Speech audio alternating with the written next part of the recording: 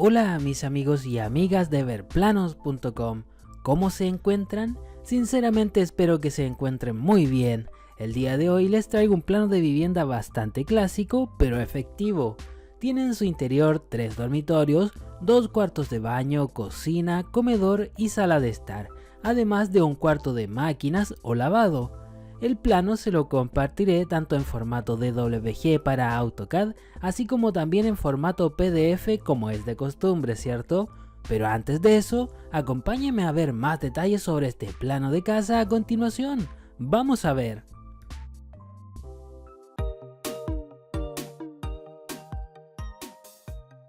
¡Listo! Ok, primero que todo, muchas gracias por quedarse a ver y a escuchar este video. El plano de casa de hoy cuenta con unas medidas en planta de forma general de 7 metros de frente por 12 metros de largo, por lo que podría quedar perfecto en un sitio relativamente angosto, ¿cierto?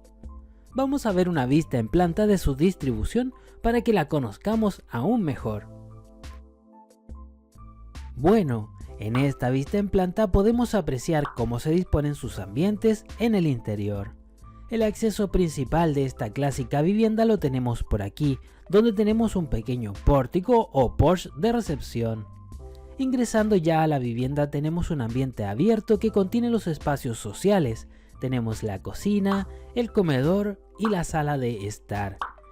Tras la cocina podemos encontrar un cuarto de máquinas, pilas o lavandería y planchado, como le diga usted en su país, ¿verdad?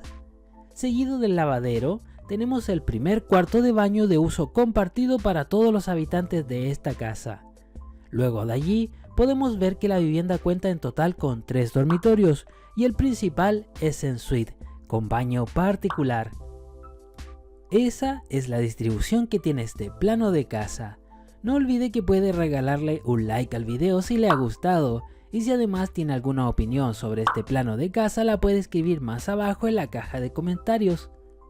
Para bajar el plano de esta casa totalmente gratis, usted debe seguir el enlace que estará en la descripción del video y en el primer comentario fijado. Otra cosa que es totalmente gratis es suscribirse al canal, ya que así usted podrá ir recibiendo todos los planos de casas que voy compartiendo. Suscríbase y active la campanita, no pierda esa oportunidad. Ahora yo me despido, pero le dejo con un recorrido por el interior de esta vivienda para que la conozcamos mejor.